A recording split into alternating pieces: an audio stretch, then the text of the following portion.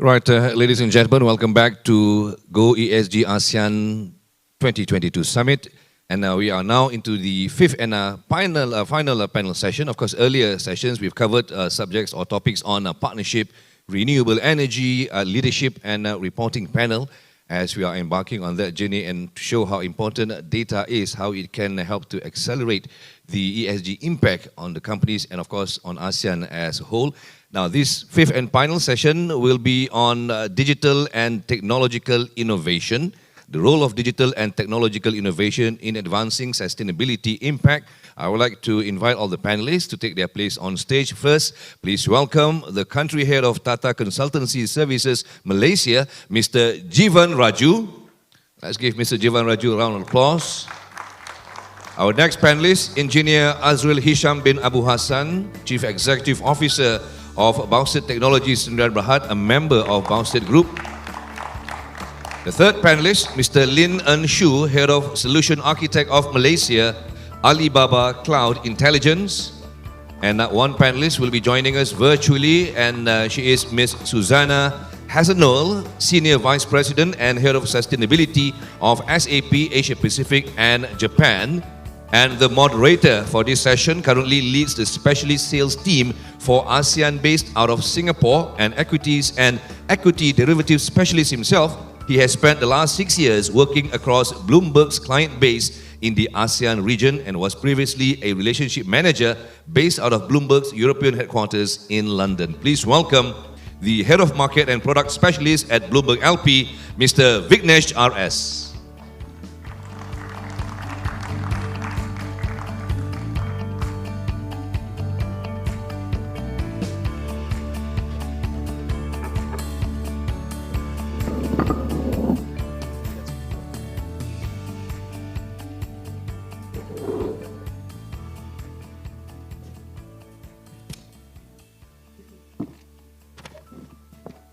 Ladies and gentlemen, welcome back.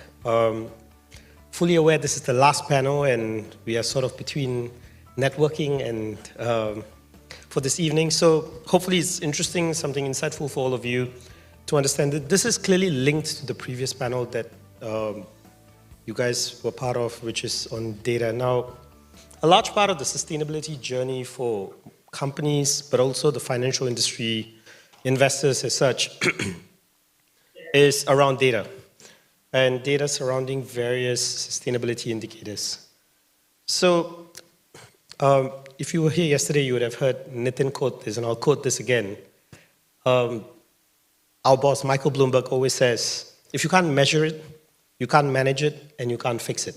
And I think that is very apt in the area of sustainability. Now, a 2022 survey by Bain & Company and the World Economic Forum found that 40% of respondents believe digital technologies are already having a positive impact on sustainability goals, while another 10% believe the converse. Digital technologies not only make it possible to measure and track progress of everything that we spoke about in the last panel, the different data points, but it also allows you to enable better collaboration and solve the challenges ahead. So let me take the opportunity to now jump straight into the panel. We'll address this panel in sort of two sections. The first being the role of technology within sustainability. And the last piece is really on sustainability within the technology industry in itself. So with the first one, in terms of the role of technology within the sustainability industry. Now, given all the enormous amounts of data companies report, different entities look at, the financial industry is also looking at this from, it's just a data-driven play in terms of understanding the amount of data that goes into sustainability. So what's the role of tech companies in managing these processes, making it much efficient, and really helping different players deal with this? Susanna, maybe if you'd like to comment on that. Sure, and thank you very much for having me over today. Unfortunately, I couldn't be in Kuala Lumpur today. Technology companies play an integral role in creating and providing that data in order for investors to do the right kind of responsible and sustainable investments. they need data from enterprises.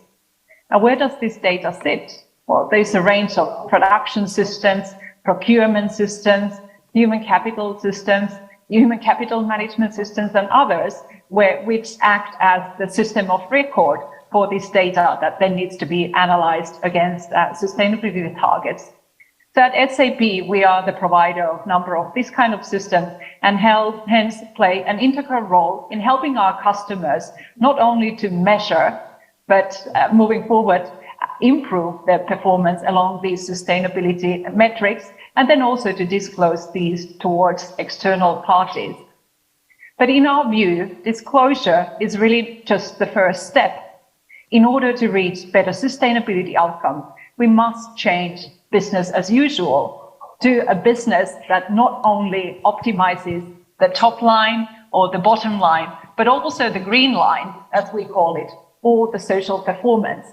And this means that enterprises and industries will need to start making better use of the sustainability data as part of all their processes and as part of key decisions that they are taking on a daily, weekly, on a monthly basis.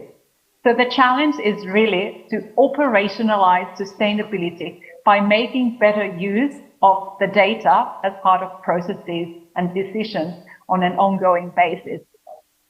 And we are facing huge systemic challenges. So these efforts cannot be limited only within the four walls of a company.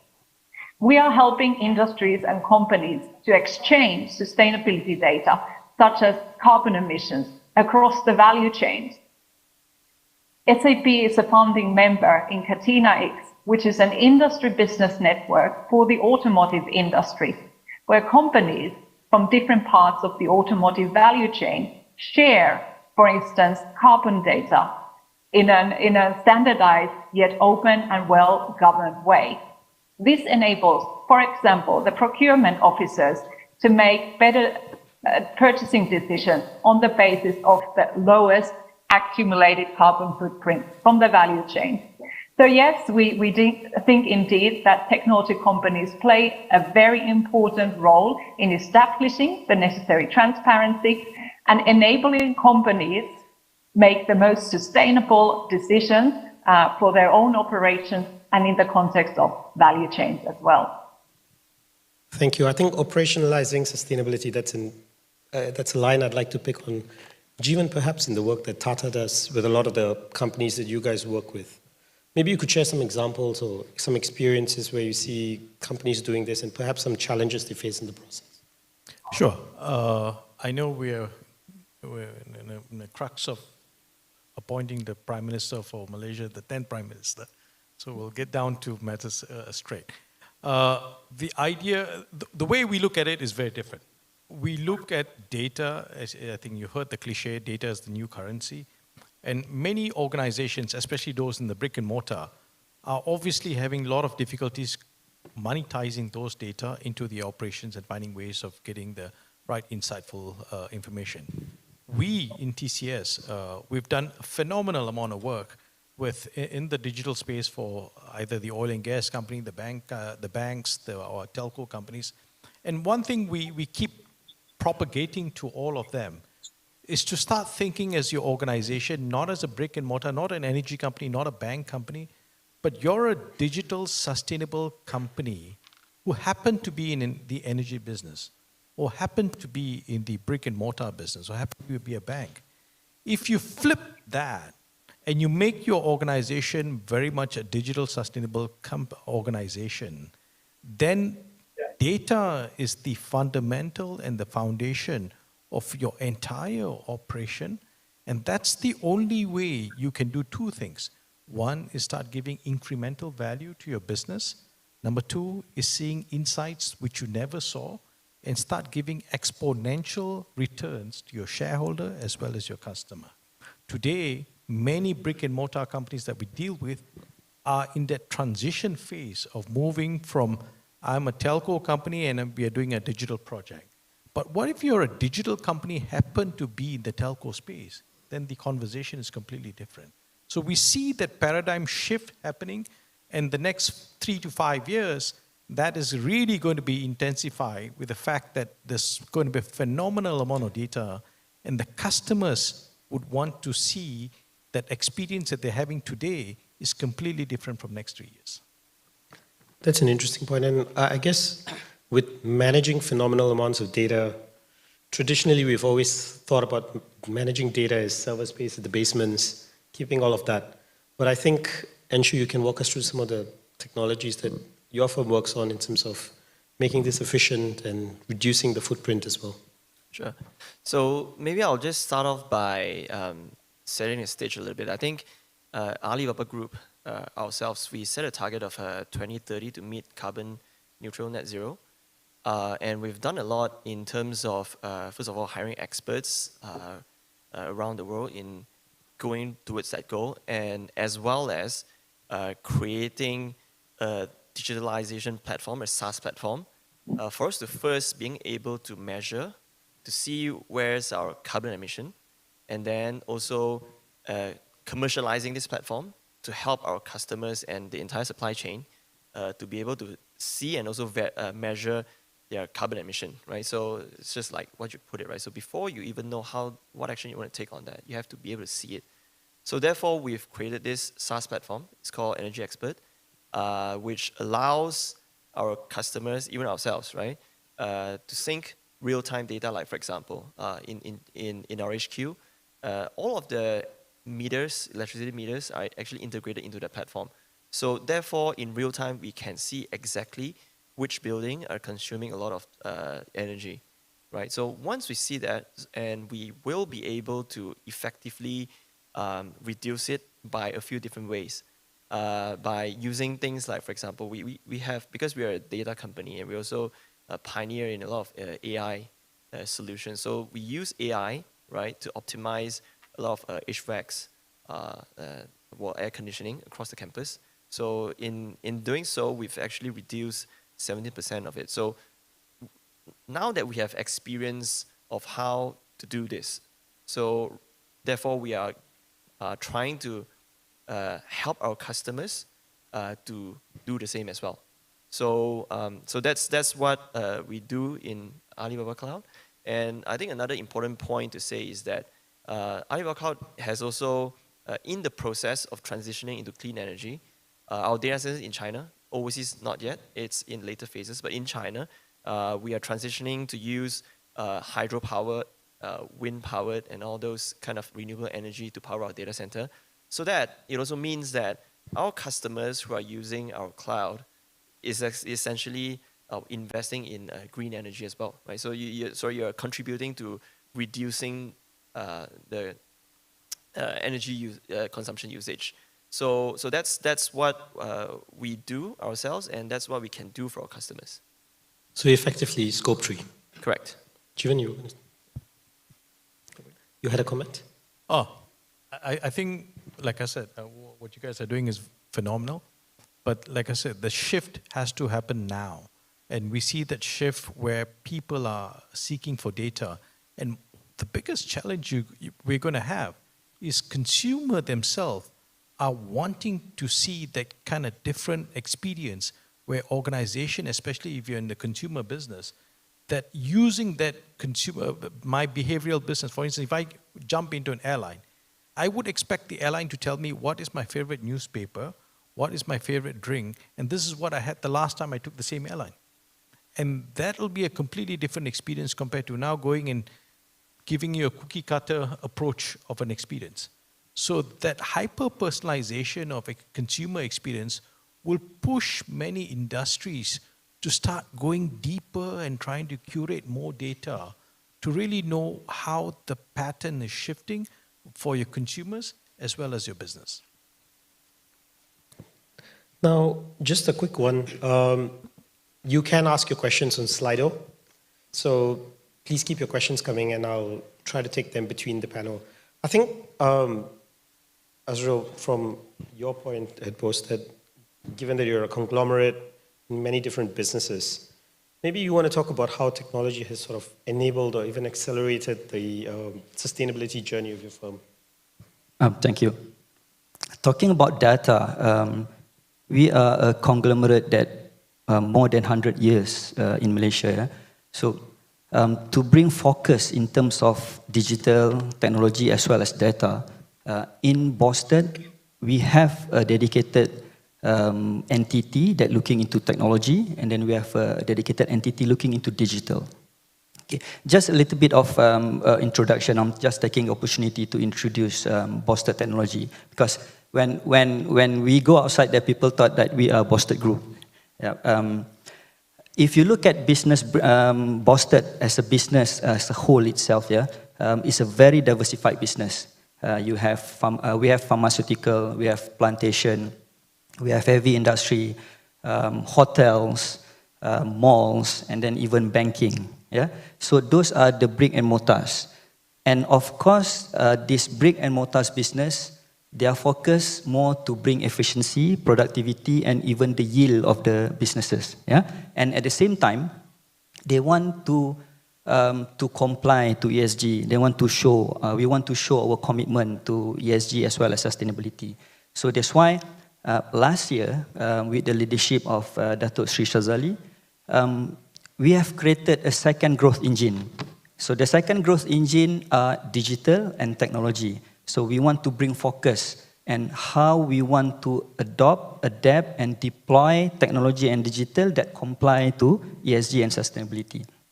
And of course, as a Boustead Technology, our focus is to create synergy across the businesses, as well as to reach out to the people outside there, to the entity outside there as a conglomerate. We are a technology solution partner. Yeah? And to create this synergy, and within the group as well, of course, there are initiatives with regards to technology. Like, for example, we have an initiative on EV in our pharma logistics, for example, in our hotels, transportation. And then we have a deployed drone for our drugs delivery of a pharmaceutical to rural areas during flood season. And then we have IoT, mechanization, and as well as digital transformation at the plantation business. Yeah?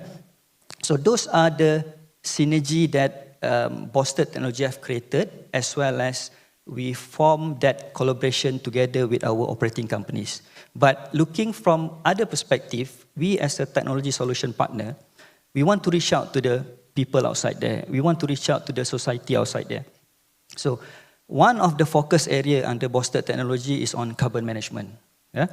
On carbon management, the focus more on to decarbonize and how we want to reduce the footprint at the businesses, as well as to help the country into the aspiration of net zero carbon emission by 2050. And when we talk about decarbonization, there's always two sides of solutions, either tech-based solution or the nature-based solution. And of course, as a technology company, we are focusing on the tech-based solution for now. And we also don't want to put aside nature-based solution, like, for example, on our potential businesses in silica mining, for example, to maintain the mangrove, to preserve the mangrove so that it can absorb the carbon. That is on nature-based solution. But go back to the technology-based solution. Our focus in terms of decarbonization at the moment, we have two types of solution that we are deploying internally, as well as we want to reach out to the people outside there. Number one is on carbon capture. Yeah? Carbon capture through direct air capture. And number two is on electrification. We have our own EV charging station, we call it B-Charge.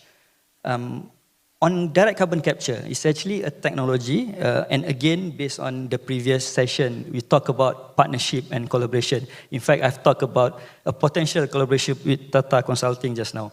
So, when we talk about carbon capture, we have a partner, a technology that capture the carbon from air, from atmosphere. Yeah, so the air passes through the chemical, and the chemical selectively absorb the carbon, and the rest of the component passes through. So this is the carbon capture technology that we are promoting. And in fact, the technology is not just reducing the carbon emission or reduce the carbon emission, but at the same time, it helps the building, let's say, for example, bring more efficiency to the HVAC system to the building. And of course, if you capture the carbon in the building, it brings more healthy environment to the building. And this is proven, I think, based on our partners. There's some report during COVID. It really cleaned the environment, and it really helped the COVID itself. Yeah. And when we talk about electrification, we recently just launched and installed our EV charging station. We call it B-Charge at our hotels, at our Royal Chulan hotels. And why we go into this EV? Because, like I mentioned just now, a diversified business. We have about 16,000 people, and our services in terms of transportation, for example, in pharmaceutical, in hotels, the fleet industry or the fleet services are huge. And the amount of scope 1 itself alone in our businesses for us to comply to NZCE is high potential. So that's why we go into this area. Yeah. So we have deployed it, and then soon we want to put it into our hotels, our business commercial buildings. We want to put it into our mall, the Curve, My Town, and then as well as a potential that we want to put into our BH Petrol as well. So those are the technology, and again, it's a journey. Boustead technology is still new, and then we are the second growth engine helping to push this agenda together with the Boustead group as a whole. Thank you for that. I think some very interesting points there in terms of collaboration, cutting across the entire value chain. Just one pain point that I think most corporations, but also I think SMEs always talk about, is the arduous process of reporting and managing those processes. I think today, if you're a company, you basically have, rating agencies wanting sometimes upwards of 1,000 data points. Then you have large asset managers, asset owners asking you for data points as well. And there is no real standardization across this.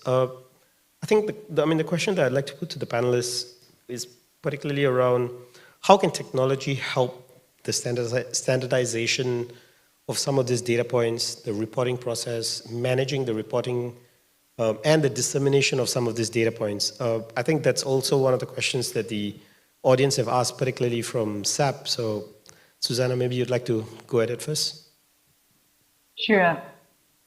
Indeed, we have a plethora of different disclosure frameworks out there, and although there is harmonization on the way, most enterprises will continue to disclose against numerous standards.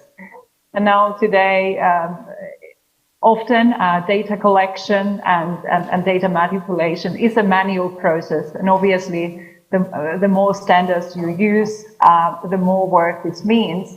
And many sustainability departments today, instead of working on productive sustainability projects, spend months on collecting the data, cleaning the data, and then doing calculations. Sometimes those are assisted by software programs, of course. But the whole point is to add more intelligence into this, first of all, in terms of automating the data collection. As we see, regulators and also financial markets no longer necessarily trust the data that companies are putting forward. So auditability of the data and of the governance around sustainability data is gaining importance.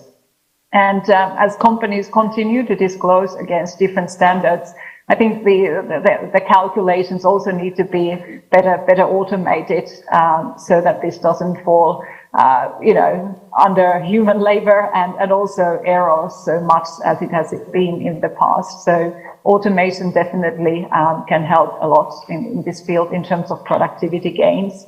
so that the sustainability teams can really focus on the productive work to create change and to lead change in the organization and beyond. Thank you, Susanna. Jeevan, I think in some of the work that you do in Malaysia, is this something that you come across, companies wanting to incorporate digital processes, technological processes to better manage the reporting process, standardization, risk of human error, all of that sort of risks that come with manual processing? Sure. I think in Malaysia, there's enough work done in that space. I mean, not enough, but obviously there's the awareness for the need of it is there. But maybe I want to talk about one more dimension of it. Many organizations sit down and run the business very much like BAU. Keep the lights on, get my audits done right, produce reports. But there are not many organizations that pushes the envelope in terms of, from the ESG space, in terms of creating something where you can use data and digital to create betterment to society. That's a different dimension. Running your house and giving all these reports required, that's one phase. That's really almost BAU for all public listed companies. But the next dimension, I think, is the next generation of organization is how much you can do or what you can do for the betterment of society using data. And I'm not sure whether how many of you all have gone down to the Seed Lab program that is run by Petronas and TCS. And they've done some phenomenal stuff using data, youngsters, and a social cause. Marrying data, digital, and a social cause, and creating startups such a way that has a direct impact to society is first of a kind in Malaysia, and it's first of the kind in the region. And I think it's the next phase of organization to start thinking about where they want to see themselves as a company, because the only way you're going to increase valuation of your organization is to not just run the BAU stuff that many organizations run it, but it's to take that one notch or the leap that you need to do about creating impact in society, as much as Petronas and TCS does this, but also how do you start measuring that from a digital standpoint, from a data standpoint? So today, these startups, that four startups, if you get a chance to go and talk to them, they can tell you how many autistic kids are there in B40 in Malaysia. They can tell you how many mental health kids do we have with the T40 families. They can tell you how many kids have problems with their parents, a teenager's problem. They can tell you what is the biggest logistic problem in Sabah. These were all done by youngsters, just simply using data, facilitated by Petronas and TCS. And that, I think, is the new dimension for a company. Jeevan, to take that further, do you think companies should be perhaps promoting that ecosystem, or should they be collaborating with people like yourself and Petronas to support and fund that? I, for one, truly believe it's something that no one person can do it themselves. It needs a very healthy and robust ecosystem across industries, across your own competition too. Why? Because it's not, the ESG problem is not a Malaysia problem. It's not a Singapore problem. It's our problem. And the time where we put borders aside and we put enemies aside or competition aside and say, we need to step up here and work together for the betterment of society and create impact, measurable impact, as you said, then we've got the model right. Till then, it's just going to be business as usual, just reporting, greenwashing, whatever you want to call it. And 5 years will go, 10 years will go, and we would not have made an impact. So I guess your point is scale. There needs to be some scale to it. Scale. Oh, phenomenally. The only way you can scale is through digital or technology. There's no way you can even attempt to do something without digital or technology. And don't let anybody fool you about that. Look at examples that you see. Grab. what was it a couple of years ago and where is it today? Look at Uber. What was it? Look at Airbnb. You got enough examples. Look at the NASDAQ or stock exchange. The guys who are up there, the top 5 guys, are all digital and technology companies. They're no more brick and mortar. They're no more the GEs of the world and oil and gas companies of the world. They're all technology-based companies. So anybody tells you that technology will come and go, it's no more.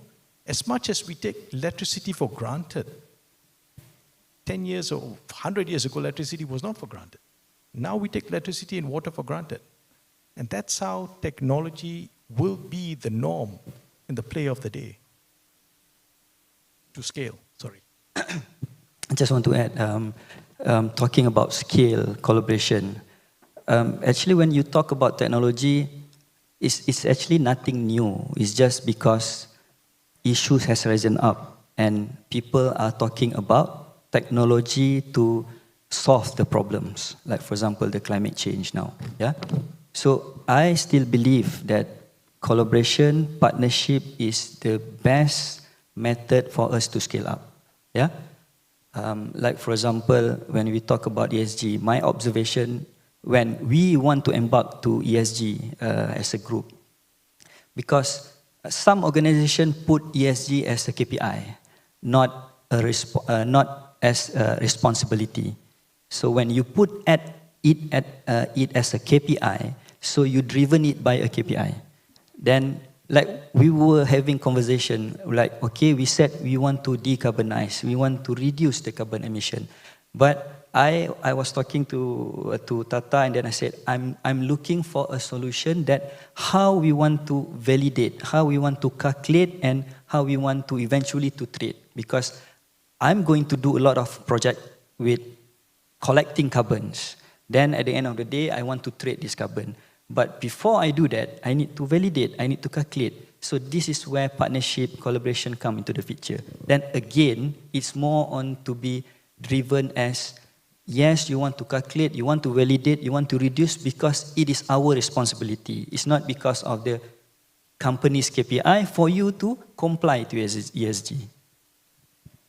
I'll take one of the questions from the floor and I'll read it verbatim for the lack of a better word.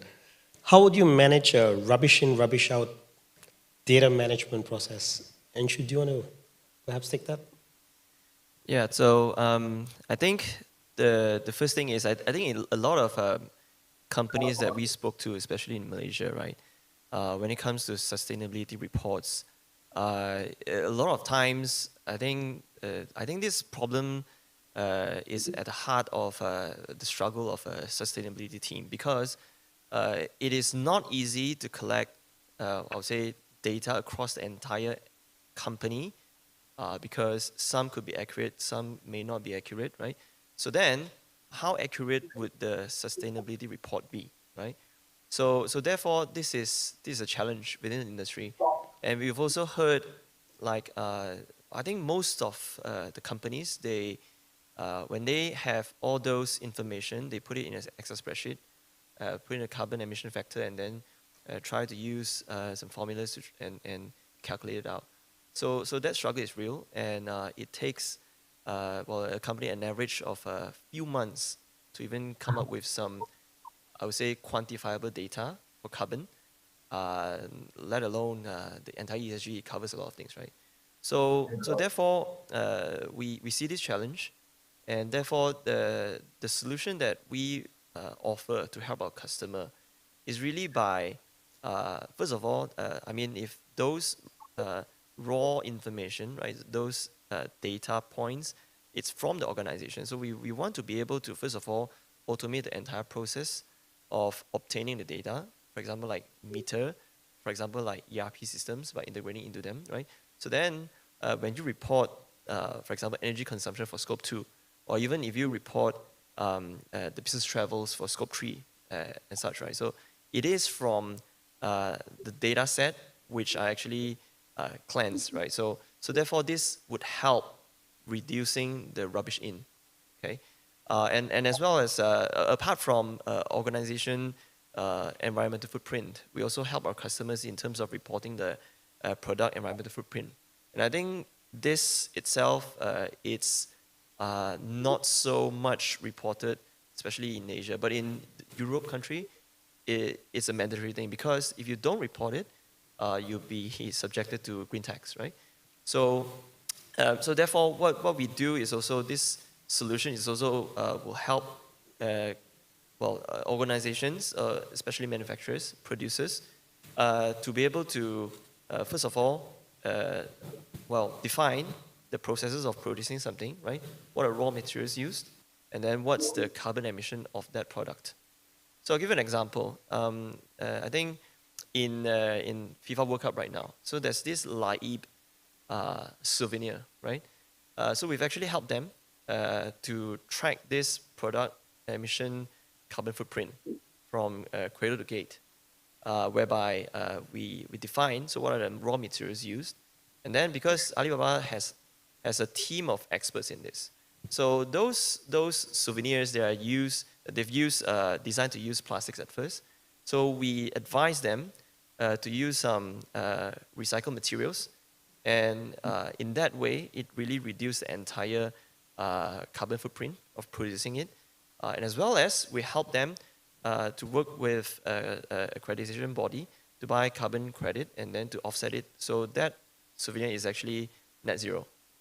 So that's an example of a real life scenario where we really go down and roll out our sleeves and in helping this, making it a reality.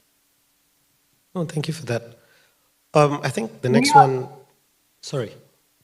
Yes, if I may still add, we are definitely observing a movement from averages to actuals. So the more progressive companies are increasingly starting to use actual measurements instead of literature averages. And the need for this is coming more important as more and more carbon taxes are introduced. And for example, the European Union's carbon border adjustment mechanism, which is effectively a carbon tax, is also driving the demand for actuals versus averages. And this serves in particular the companies who have made significant investments into lower carbon products. And they will definitely want to showcase and prove to the world that the actual carbon footprint of their products is lower than that of the industry. And as you can understand, the business case in the context of carbon taxes is absolutely there as well. So we definitely see this kind of regulations driving this movement, especially in high carbon emitting industries that are increasingly coming under tax schemes within national jurisdictions and when exporting to the EU in particular.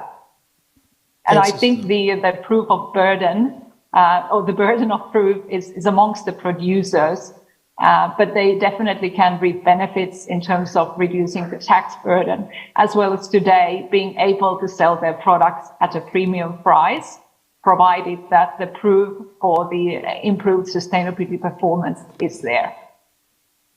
Thank you, Susanna. I mean, I think there's one more question that was a pretty interesting one that I'll open up to the floor. What's the biggest challenge in ESG data collection in Asia, or ASEAN specifically? What's the technology that can address it? And what are the current tech challenges that are basically limitations? Any of the panelists wants to take it? I think I've explained it just now as well, in terms of how data collection and then data being input into a SaaS platform where it can be visualized.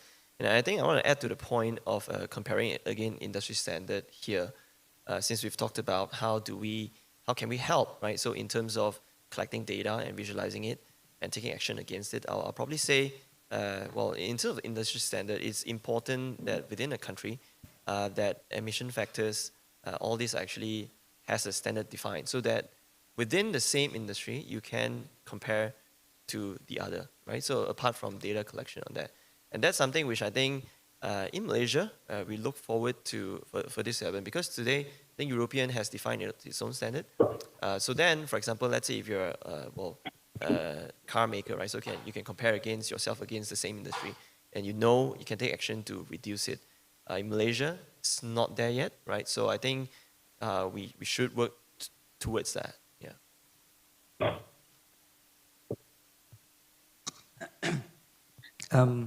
Challenges in my observation again on the challenges, again not on technology per se, yeah, because I think technology has evolved and the maturity of technology quite fast, especially in Europe.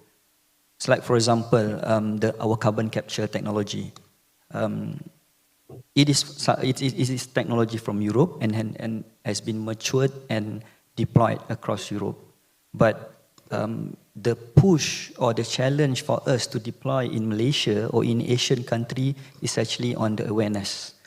Again, on the awareness and the lack of, again, responsibility of to ensure that you want to commit to reduce the carbon emission. So I think the challenge is always on the mentality again and the culture of how we want to push this together. Yeah, and again, based on what I've mentioned just now, is more on it's supposed to be our responsibility rather than to be driven by we must do just because it is a KPI for us to do. Thank you. I think with that, let's. If I may sorry, add, of course. Yes, I actually also think that there's a lot. The biggest challenge may be with us humans and our skill sets. Often we observe that the sustainability teams aren't necessarily very skilled or knowledgeable about technology, and vice versa. The technology departments don't necessarily have the best sustainability knowledge. Yet we know that these teams need to work well together. But I think organizationally and from a skills development perspective, that is a key challenge. And especially technology departments will also need to be educated on sustainability. Moved because I'm too far away, you see? So I just want to add one more point. I think we've done many digital programs. There is no data cleansing program per se. How about that? You need to.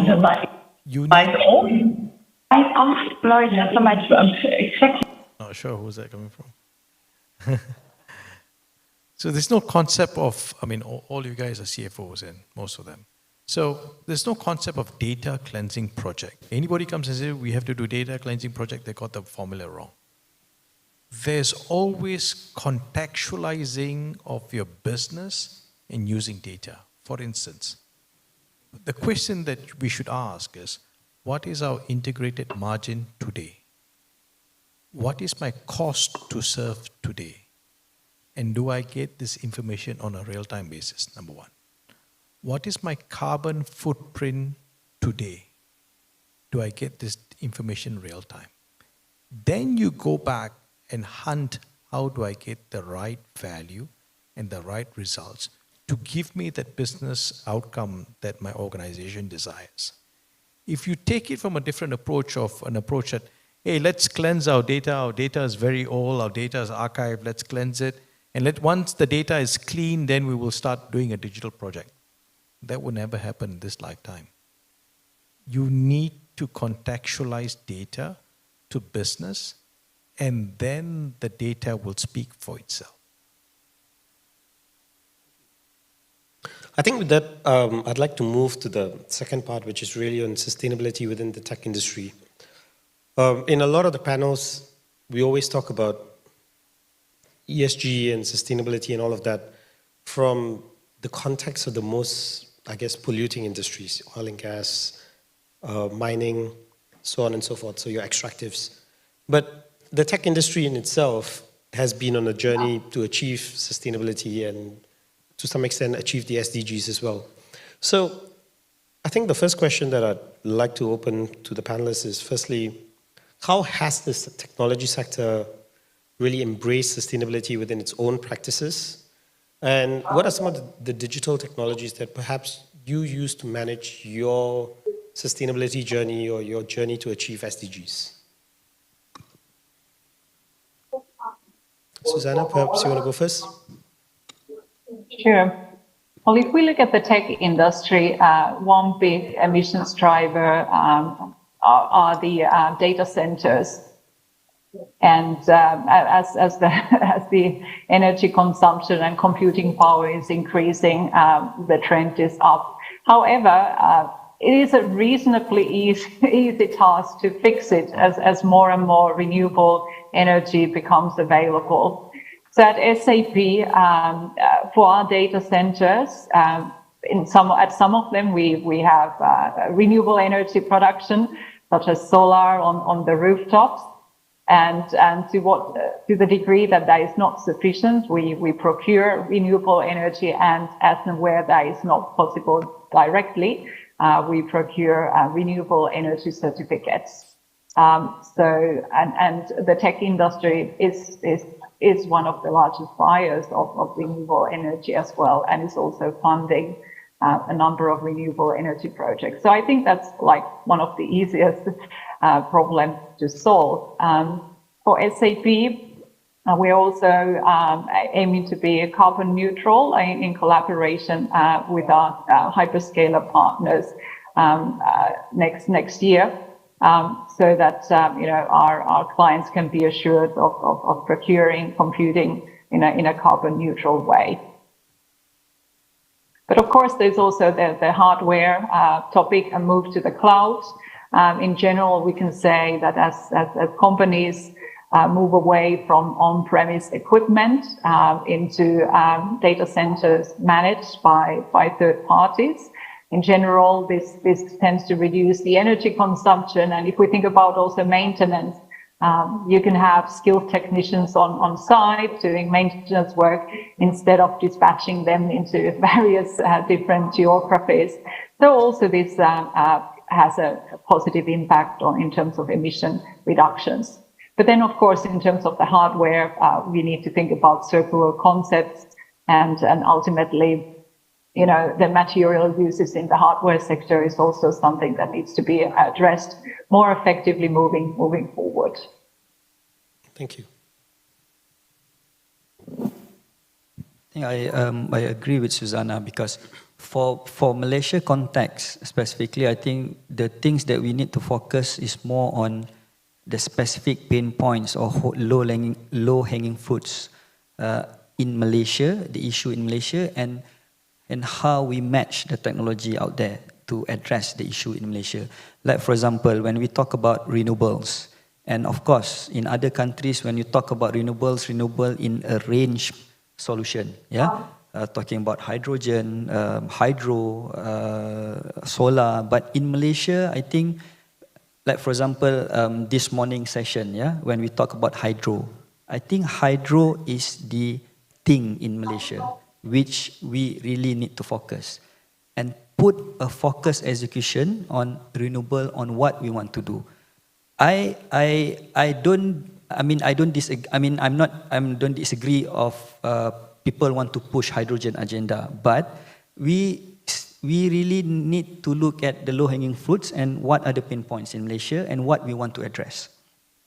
Secondly, when we put focus on technology, like for example, when we find solution either technology-based or nature-based, again, what I would like to urge people out there is to have a continuity, because we are talking about technology solution to address the issue now, but the continuity is not there. Like for example, the awareness of this crisis or this issue, like for example, ESG, to the students in university, to the students at school, because the things that we are doing now is actually for for our children. So if we do now better, good. But if our children do not have that knowledge, and who's going to continue the legacy? So that awareness, that education, or that transfer of knowledge need to be done and need to address that as well. Thank you. I think just to slightly move away from the E part of ESG in terms of within the sustainability space, one of the things that sometimes gets overlooked, and I think in quite a few of the previous panels and fireside chats, this was mentioned quite a bit, that we need to talk about the S. And within the tech industry, I guess over the last couple of years with Meta's data privacy issues and all of that, there's the social and governance issues that sometimes don't get talked about. Now, within technology, I think from, I guess, Bloomberg's standpoint as well, we see this as a technology firm. Diversity tends to be a challenge in terms of hiring, right? STEM careers are not particularly where we've done much to, I guess, as society to attract female talent and things like that. Where do you think technology firms could play a role in broadening the diversity in, agenda or the topic, attracting talent within STEM industries and education fields, you know, starting from schools onwards?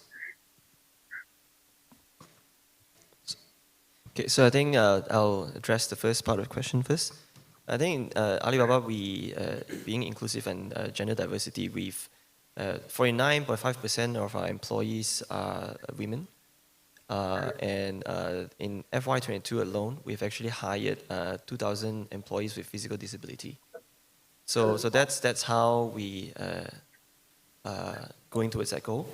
And I think what we also want to do more in terms of impacting the society and the community is by sharing our best practices and as well as our experiences on how we achieve it with our customers, right? So I think I've shared a bit about we offer a SaaS platform, right? Apart from that, we also offer expertise because we've done it ourselves. So then we will be able to, we're in the position to help and advise our customers on how to reduce the carbon emission using various ways. Jeevan, Tata, like you said, supports a lot of social enterprise and youth enterprises. Perhaps you could walk us through some of the programs you guys run, not just in Malaysia, but globally as well.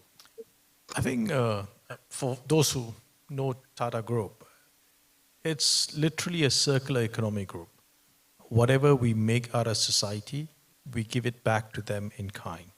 67% of our group dividends, that means all groups in Tata Group, goes back to philanthropy cause. So we run 2 cancer hospitals, building 7 more cancer hospitals. We run institutes of science. We run many empowering programs for the rural and the poor.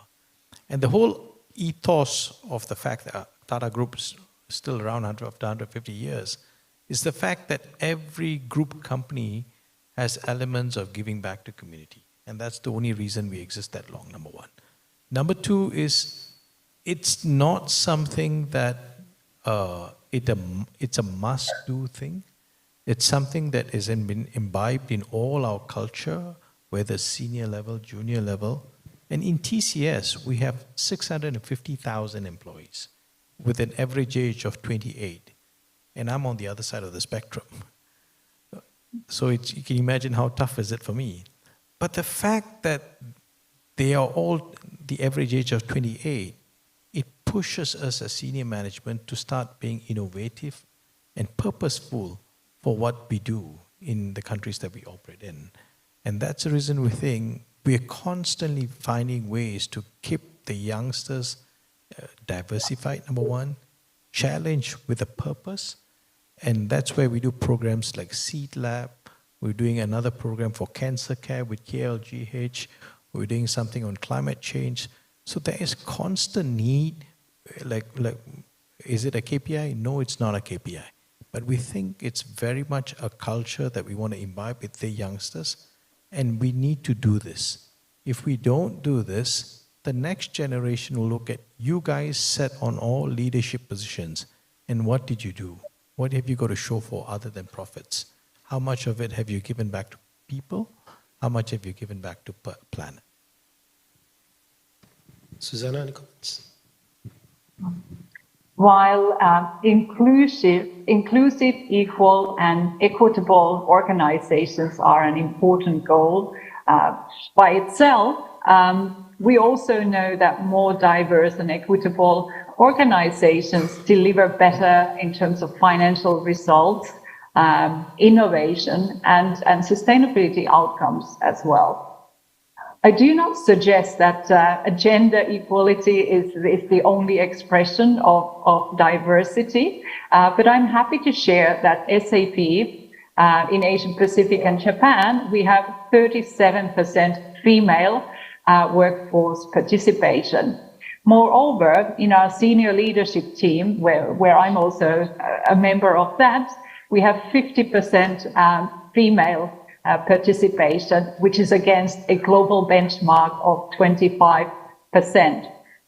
In order to bring a more younger talent into our ecosystem, SAP has a global program of providing training to 2 million learners. This is largely in the online context. But we also have a special program together with the United Nations to provide IT-related training to disadvantaged youth in some countries around the world where they wouldn't have access to such education otherwise. So educating people, younger generations, and giving them more opportunities is definitely something that we are providing and supporting through these programs. Thank you. I'll move on to take some of the audience questions as we are sort of running out of time. This is quite an interesting one, given that a lot of the questions when we spoke about technology and data, it was very environmental focus. This question basically is, how do you make use of technology to manage the social issue, aside from environment? Example, prevention of forced labor, child labor, gender equality, and human rights issues. I guess these are also supply chain issues that a lot of companies need to manage. And any comments from the panelists on some ways technology or digital solutions might come in to help some of these things? Sure.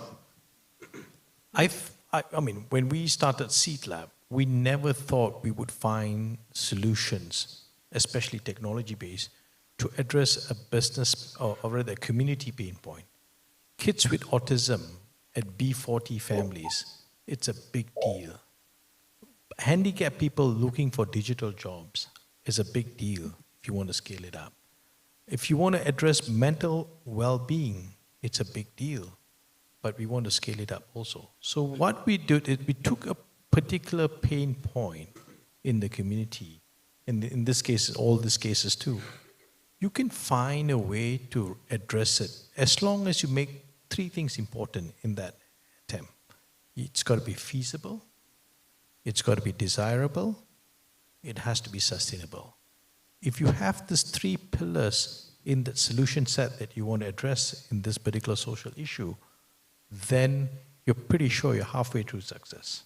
And that's how we've done it with the Seed Lab program. Azril? Boustead Group, the main shareholder is LTAT, yeah? And Army veterans, we have about more than 100,000 Army veterans under LTAT. So one of our commitment is to serve the LTAT and the Army veterans. And one of the example of solution, technology on how we show our commitment to us in this context. If I remember, like early this year, we have launched this Green Army projects. Yeah, the project complement with the digital app, where we deploy the ex-veterans into our plantation, because one of our pain points in plantation are in harvesting. Yeah, harvesting using labor. And we have a solution using a mechanization of harvesting. And we want to redeploy, reshape, retool, and reskill these Army veterans. And we deploy into this harvesting activity.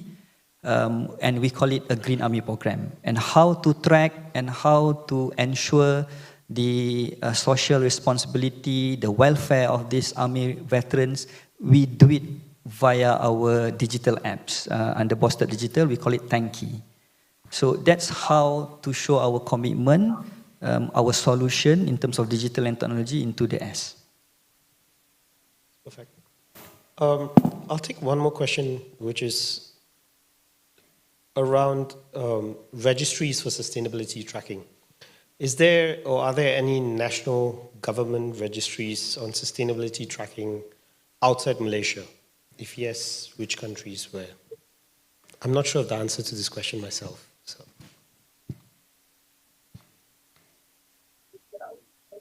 As far as we know, there is no national body in Malaysia that governs this whole registry for sustainability, number one. So there are many various financial elements to it, from FTSE for Good and Dow Jones and stuff like that. But the idea is also, Malaysia has also come up with a framework for what is social enterprises. And that's a pretty good blueprint that the government has come up for social enterprises. And if you want to start something, you're never going to find a perfect fit. But if you look out for the National Registry for Social Enterprises who are addressing social problems, that's probably a good start. And then gradually, as the evolution of standards get evolved, then you can sort of embrace it. I guess the question is also then, are there any examples outside Malaysia that could perhaps be looked at in terms of registries? I'm not aware of. I mean, there are standards in Europe, there are standards in US, but which ones sits out prominently? I think today every continent is trying to, EU is trying to do something, I know. The African continent is trying to do something, I know. So it's not a holistic thing for national, but that's where we align ourselves to UNGC, and because that's a body of United Nations. And whatever we do, we sort of resonate back to whether it's in line to United Nations standards. Right. The next one is actually quite an interesting one. How can data and technology help in the governance, particularly around risk of corruption? I guess this is both at the company level, perhaps supply chain as well. Anyone to take that? I'm happy to take that. If we look at financial data, which needs to withstand a lot of scrutiny, obviously, there are clear governance principles around that, mandated by regulators and good practice as well. And I think one of the key principles is to document, who has access to what kind of data, who's able to change any data. All this needs to be documented in a very transparent manner. And, it's something that is common practice, obviously, in the financial sector. But when it comes to sustainability and carbon data in particular, I think we need to apply the same principles there. And also as firms need to provide audits on their sustainability reports now increasingly. Also, the auditors are starting to ask for this kind of governance data and models to be put in place, because they also cannot go and check every single data point. So the focus shifts on the governance model, which has to be technology enabled. My simple answer is blockchain.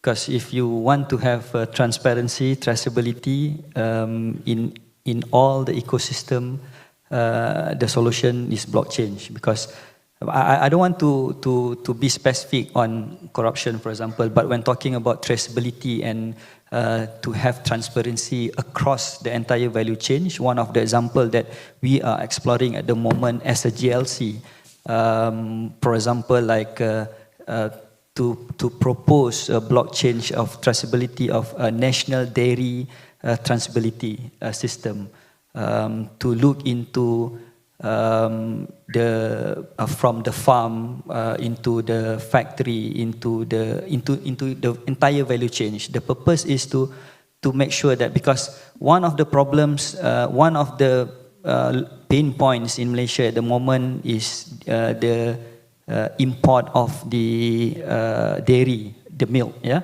So why we are looking into this? Because one of the area under Boustead technology is blockchain. So we have partners on blockchain, and then as a JLC, we want to contribute back to the government, to the ministry. So that's why we look into this particular pain points. And at the same time, it hits our carbon management and decarbonization focus area as well. Like for example, if we reduce the dependency of imports, then you reduce the usage of the vessels of the imports. Because vessel, use a lot of diesels. So all those are the initiative that we do, and how we want to have a traceability across the value chain. Perfect. I think given that we have 5 minutes left, I will give each of the panelists slightly over a minute to share their thoughts on what the industry should be looking at from a digital and technological transformation to sort of drive their sustainability journey. At the end of the day, this is going to be an ongoing journey, that the requirements are going to change over time. So how do we keep ourselves nimble with adopting the right, or at least future-proofing our technology and the technology stack that we are part of? Anshu, should we start with you? Right, so I think